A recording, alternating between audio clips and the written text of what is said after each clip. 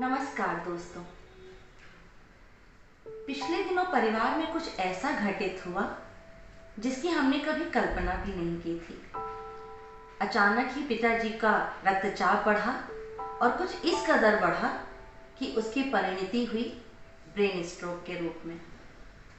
इससे पहले कि हम सब कुछ समझ पाते, इस घटना चक्र ने हम सभी को अपने आगोश में ले लिया।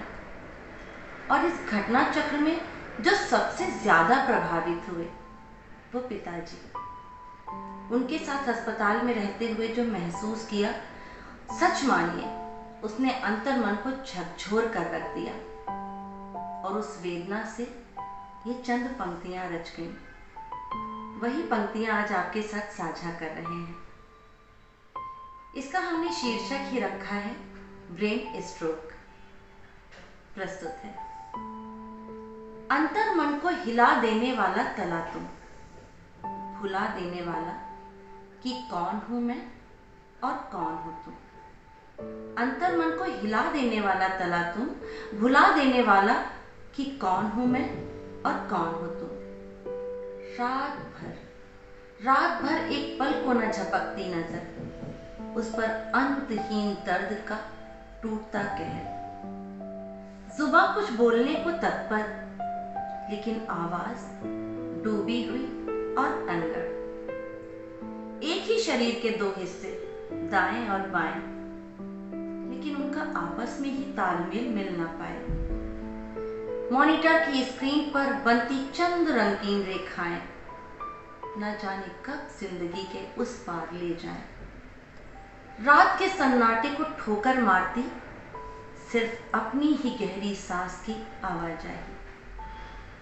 शरीर से लगी मशीन पर चमकता गणित समस्याओं को जब तक करता है द्विगुणित।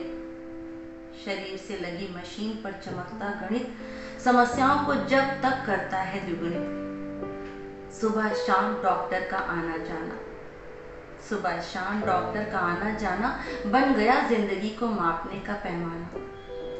स्प्रिट और दवाओं की महक से गमकता कमरा, लीवर की मदद से उठता लेटता बिस्तरा। जो शरीर आजीवन रहा स्वनिर्मित और आश्रयदाता, आज व्यक्तिगत जरूरतों के लिए भी वो आश्रय मांगता। क्या सिर्फ श्वास प्रश्वास ही जीवन है? आंख खुली होना ही जीवित होना है? शरीर का गर्म होना ही जीवन का प्रमाण है? मॉनिटर का गणित जीवन का करार है? नहीं दोस्तों, ऐसा जीवन तो मृत्यु के समान है।